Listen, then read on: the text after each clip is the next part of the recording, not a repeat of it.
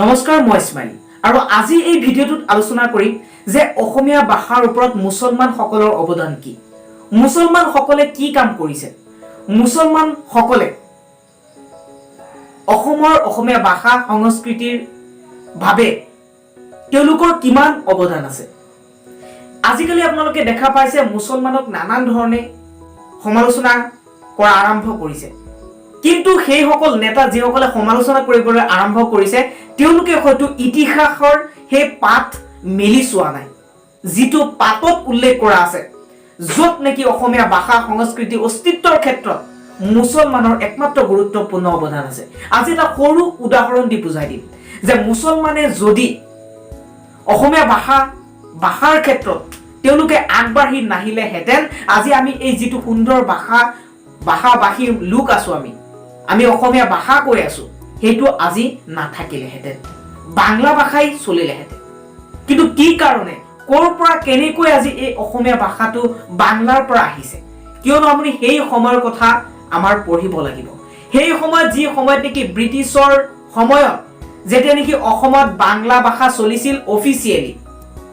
কেনেকৈ সেই ইমান বছৰ ষ্ট্ৰাগল সংগ্ৰামৰ পিছত কেনেকৈ পুনৰবাৰ অসমীয়া ভাষাৰ বাহিক সংখ্যা কেনেকৈ সংখ্যা লঘুৰ পৰা কেনেকৈ সংখ্যা গৰিষ্ঠলৈ আহিল সেই কথা সেই ইতিহাসটো আমাৰ বৰ্তমান যিসকলে মুছলমানক সমালোচনা কৰি আছে মুছলমানক নানান ধৰণৰ গালি দি আছে বা নানান ধৰণৰ তেওঁলোকে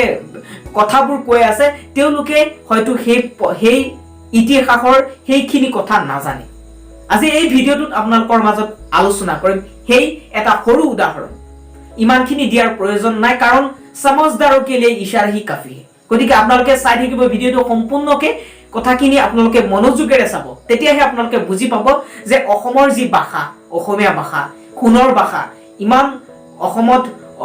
এইখন অসমত বিভিন্ন জাতি জনগোষ্ঠীৰ লোক বসবাস কৰি আছে সকলোৱে অসমীয়া ভাষা কৈ আছে আৰু বৰ্তমান অসমীয়া ভাষাৰ ক্ষেত্ৰত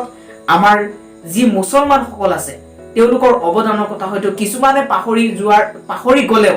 আমি অস্বীকাৰ কৰিব নোৱাৰো হয়তো কিছুমানে নিজৰ স্বাৰ্থ ৰক্ষাৰ কাৰণে হয়তো আজি উল্টা পুল্টা কিছুমান কৈ আছে কিন্তু এই ভিডিঅ'টো চোৱাৰ পাছত আপোনালোক হিন্দু মুছলমান যিমান মানুহ আছে সকলোৱে কিন্তু এই কথাটো জানিব পাৰিব যে চাওক অসমৰ অসমীয়া ভাষা যেতিয়া ব্ৰিটিছ আহিছিল ব্ৰিটিছ অহাৰ পাছত কি হৈছিল মই ইমানখিনি ভালকে মই নাজানো তথাপিও মই যিখিনি জানো তাৰ ওপৰত কৈ আছো তেতিয়া অসমত সংখ্যা গৰিষ্ঠ আছিল বাংলা ভাষী কোৱা মানুহ আৰু বাংলা ভাষা তেতিয়াই কৰিছিল আৰু ব্ৰিটিছ যেতিয়া নেকি শাসন কৰিছিল ভাৰতবৰ্ষত তেতিয়া ব্ৰিটিছৰ জৰিয়তে অসমত বাংলা অফিচিয়েলি কোৱা হৈছিল আৰু তেতিয়া বহুত বছৰ পাছত পুনৰবাৰ কেনেকৈ আমাৰ অসমীয়া ভাষা হৈ গ'ল তাৰ বাবে আছে অৱদান মুছলমানৰ কাৰণ সেই সময়ত যেতিয়া নেকি বাংলা ভাষী কোৱা মানুহ সংখ্যা গৰিষ্ঠ আছিল তেতিয়া মাত্ৰ সংখ্যা অসমীয়া ভাষা কোৱা মানুহ সংখ্যা লঘু আছিল তাৰ পাছত এই পূৰ্ববংগীয় যিসকল মুছলমান যিসকলে যেতিয়া নেকি ভাৰতবৰ্ষ বিভাজন হৈছিল যিসকলে নেকি ভাৰতবৰ্ষৰ জন্মস্থান ভাৰতবৰ্ষত জন্ম লৈছে সেই সকল প্ৰকৃত মৰম মানুহ যিসকলে নেকি ভাৰতবৰ্ষত জন্ম লোৱাৰ পাছত তেওঁলোকে প্ৰতিশ্ৰুতি দিছিল যে আমি কোনো পাকিস্তান নিবিচাৰো আমি য'ত জন্ম লৈছো তাতে আমি মৰিম এইখনে আমাৰ জন্মভূমি এইখনে আমাৰ সোণৰ ভাৰত এইখনে আমাৰ প্ৰকৃত মনৰ বিভিন্ন ভাষাভাষী কোৱা মানে জনগোষ্ঠীৰ মানুহ হিন্দু মুছলমান একত্ৰিত হৈ থকা এখন সুন্দৰ দেশ এইখনক মুছলমানে বুকুৰ আপোন কৰি লৈছিল কিন্তু আজি কিয় মুছলমানক এনেধৰণে ট্ৰল কৰা আৰম্ভ কৰিছে সমালোচনা কৰা আৰম্ভ কৰিছে বিভিন্ন শব্দৰে তেওঁলোকক কিয় গালি পাৰি আছে সেই কথা এতিয়া মই আপোনালোকৰ মাজত কম যে সেই সকল মুছলমানে অসমীয়া ভাষাৰ ক্ষেত্ৰত যেতিয়া নেকি ভাবুকি আহিল বা অসমীয়া ভাষা ৰক্ষাৰ ক্ষেত্ৰত যেতিয়া নেকি আন্দোলন হ'ল তেতিয়া কি হ'ল সেই মুছলমান সকলে অসমীয়া ভাষাভাষী কোৱাৰ মানুহৰ লগত একত্ৰিত হ'ল একলগ হ'ল আৰু একলগ হোৱাৰ পাছতে সংখ্যা গৰিষ্ঠ হ'ল একত্ৰিত হোৱাৰ পাছতে সংখ্যাটো বৃদ্ধি হ'ল যাৰ কাৰণে ব্ৰিটিছে বাধ্য হ'ল অসমত অসমীয়া ভাষা কৰিবলৈ এই কথাটো কিয় আজি অসমৰ নেতা অসমৰ বিধায়ক অসমৰ মিনিষ্টাৰ সকলে পাহৰি গৈছে তেওঁলোকে জানে কিন্তু তেওঁলোকে এইবোৰ কথা ৰাইজৰ মাজত বিলাই নিদিয়ে ৰাইজে বুজি পাব আজি ৰাইজ অশিক্ষিত নহয় ৰাইজে বুজি পাইছে এই মেছেজবোৰ ৰাইজৰ আগত দিব লাগিব কিন্তু আপোনালোকক অনুৰোধ কৰিম যে আপোনালোকে শেয়াৰ কৰি যাতে আন 10 জনক বুজাব পাৰে আন 10 জনক যাতে আপোনালোকে শেয়াৰ কৰি তেওঁলোকক দিব পাৰে যাতে তেওঁলোকে এই কথাখিনি জানিব পাৰে যে মুছলমানৰ অৱদান কি অসমত মুছলমানৰ ভাষাৰ ক্ষেত্ৰত সংস্কৃতিৰ ক্ষেত্ৰত মুছলমানৰ অৱদান কি আজি চাওক আজি কিমানটা স্কুল কলেজ আছে মিয়াৰ বা আপোনালোকে যে মুছলমান মিয়া বুলি কয় এই নানান ধৰণৰ গেদা শব্দবোৰ ব্যৱহাৰ কৰে এটো আসলতে আপোনালোকৰ যি চৰিত্ৰ ইয়া উদঙাই দিয়ে আজি আপোনালোকে কওকচোন কিমান অসমত কিমান এনে মুছলমানৰ স্কুল আছে ডাইৰেক্ট মুসলিম ভাষা কোৱা স্কুল আছে নাই কিন্তু আছে বাংলা বহুত স্কুলে আছে বাংলা কোৱা বাংলা মিডিয়াম কিন্তু অসমৰ এইখন অসম ভূমি মুছলমান সকলে যদি আজি একত্ৰিত হৈ নাথাকিলে হেতেন হে আগৰ দিনটো আৰু আজিৰ যেটো পৰ্যায় নাথাকিলে হেতেন অসমীয়া ভাষা আজি মানুহে অসমীয়া ভাষাভাষী কোৱা মানুহ কিন্তু সংখ্যা লঘু হৈ থাকিলে হেতেন আজি সংখ্যা গৰিষ্ঠ নাথাকিলে হেতেন আৰু আমি অফিচিয়ালি যেটো ভাষা ব্যৱহাৰ কৰি আছো অসমীয়া ভাষা হেইটো আজি সকলোৱে কিন্তু বাংলা ক'ব লাগিলে কিন্তু আজি কিয় আমি মুছলমানক পাহৰি গৈছো মুছলমানক কিয় সমালোচনা কৰো এই কথাটো চিন্তা কৰিব লাগিব আহক আমি কিছুমান কথা আছে যিবোৰ কথা আপোনালোকে শুনাৰ পাছত ভাবিব যে মুছলমানৰ অৱদান কি গতিকে আপোনালোকক হেখিনি শুনাই আছো শুনোৱাৰ আগতে এটা ৰিকুৱেষ্ট আপোনালোকে ভাল পালে লাইক কৰাৰ লগতে শেয়াৰ কৰিব আৰু যদি আপোনালোকে মোৰ চেনেলটো এতিয়ালৈকে সাবস্ক্ৰাইব কৰা নাই তেনেহলে ওপৰত লিংক দিয়া আছে দুটা চেনেলৰ লিংক দিয়া আছে মোৰ ইউটিউব চেনেল দুটা স্মাইল টেকনলজি আৰু লগতে স্মাইল নিউজ 24 আছে সকলোৱে সাবস্ক্ৰাইব কৰিব হক আমি ভিডিওটো চাই অসমীয়া ভাষা ৰক্ষাৰ ক্ষেত্ৰত মুছলমানৰ অৱদানৰ কথা যদি আমি ক'বলৈ যাওঁ তেনেহলে ঘূৰি যাব লাগিব 1836 চনৰ পৰা 1873 চনলৈ কাৰণ সেই সময়ত ব্ৰিটিছৰ শাসন চলিছিল আৰু বাংলা ভাষাৰ প্ৰচলন হৈছিল অসমত এই কথা সচেতন চামে জানে কিন্তু প্ৰশ্নটো হ'ল অসমীয়া ভাষাই তাৰ সংখ্যা গৰিষ্ঠ ৰূপ কিন্তু এদিনতে পোৱা নাছিল 1931 চনৰ লোকপিয়ল মতে অসমীয়া ভাষীৰ সংখ্যা আছিল মাত্ৰ 31.4% এতিয়া প্ৰশ্নটো হ'ল 1931 চনৰ 31.4%ৰ পৰা অসমীয়া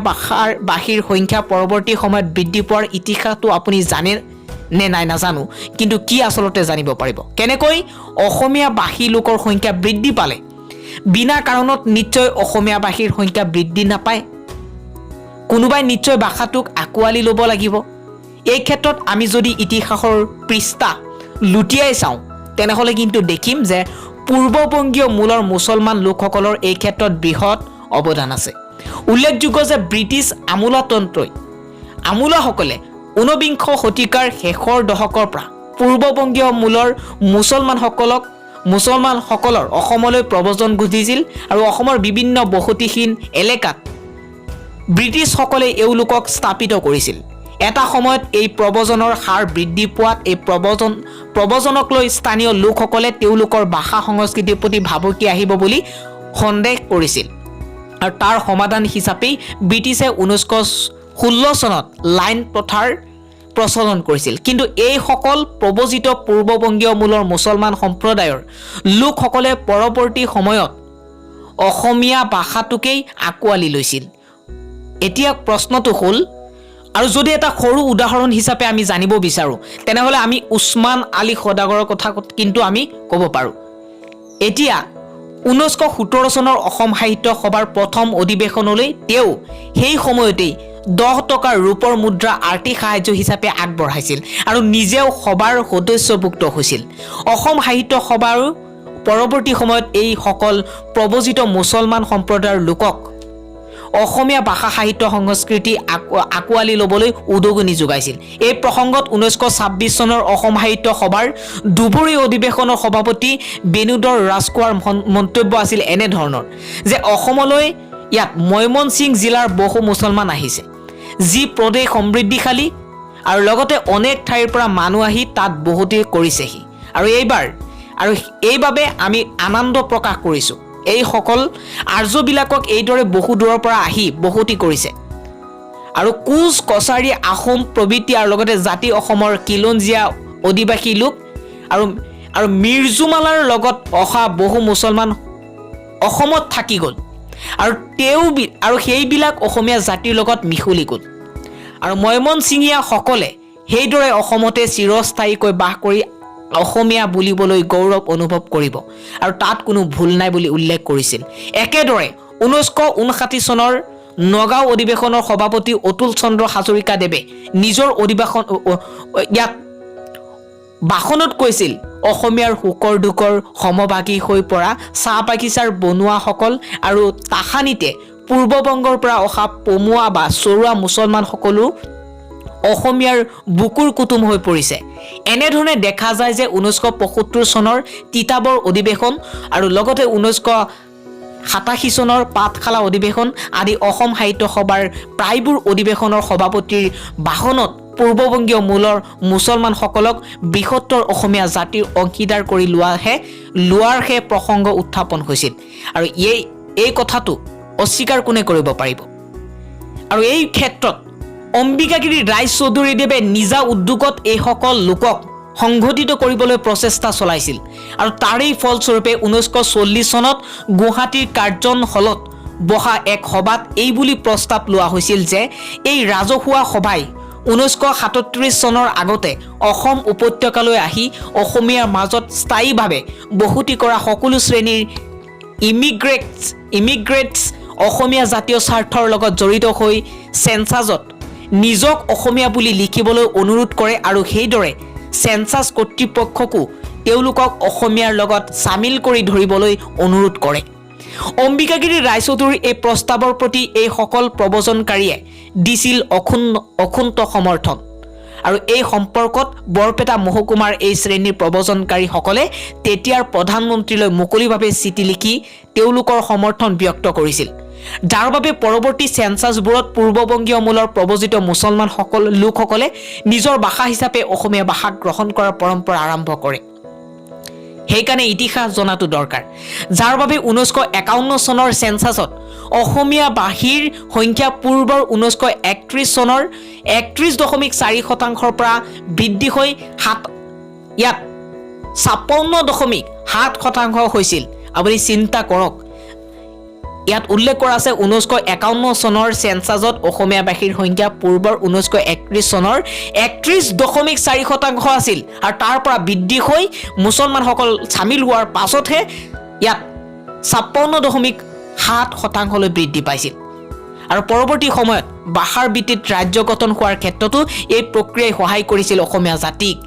অসমীয়াৰ অস্তিত্বক, অসমীয়াৰ ভাষাক। এইখিনি হৈছে মূলতঃ থুলমূল ইতিহাস। কোনোবাই হয়তো এই কথা স্বীকাৰ নকৰিব পাৰে, কিন্তু অসমীয়া ভাষাই তাৰ সংখ্যাগৰিষ্ঠ ৰূপ পোৱাৰ ক্ষেত্ৰত এইসকল প্ৰব্ৰজিত মুছলমানসকলৰ অৱদানক নস্যাৎ কৰিব নোৱাৰে। গতিকে আজি এই কথাটো আপোনালোকৰ মাজত দাঙি ধৰিলোঁ যে অসমীয়া ভাষাৰ ক্ষেত্ৰত, অসমীয়া ভাষাৰ সংস্কৃতি ৰক্ষাৰ ক্ষেত্ৰত মুছলমানৰ যে এটা অৱদান, কিমান ডাঙৰ এটা অৱদান আছে, সেই কথাটো আজি যদি কোনোবা নেতাই পাহৰি যায় তেনেহ'লে সেয়া বেলেগ কথা হ'ব। কিন্তু আমি ইতিহাসটো লুটিয়াই চালে গম পাম যে মুছলমানসকলৰ এক বৃহৎ অৱদান, যাৰ বাবে আজি আমি অসমত গৌৰৱ কৰি অসমীয়া ভাষাক লৈ। আৰু যিমান পাৰে বন্ধুসকল আপোনালোকে শ্বেয়াৰ কৰি মানুহক যাতে এই কথাখিনি আপোনালোকে দিব পাৰে, যাতে মানুহে এই কথাখিনি জানিব পাৰে। ইয়াত কোনো হিন্দু আৰু মুছলমানৰ ইয়াত কথা নাই, ইয়াত বিভিন্ন ভাষা ভাষীৰ জনসংখ্যাৰ মানুহ ইয়াত বসবাস কৰি আছে। গতিকে তেওঁলোকে যাতে এই কথাখিনি ভালকৈ মনোযোগেৰে চায় আৰু যাতে এই যিটো আমাৰ মাজতে সাম্প্ৰদায়িক মন্তব্য, তাৰ পৰা যাতে মানুহবোৰে আঁতৰি আহে, ইয়াত মানৱতাৰ কথাটো চিন্তা কৰে, খিলঞ্জীয়াৰ কথাটো চিন্তা কৰে, সেয়াই আপোনালোকৰ মাজত দাঙি ধৰিলোঁ। ধন্যবাদ, শ্বেয়াৰ কৰি সহায় কৰিব।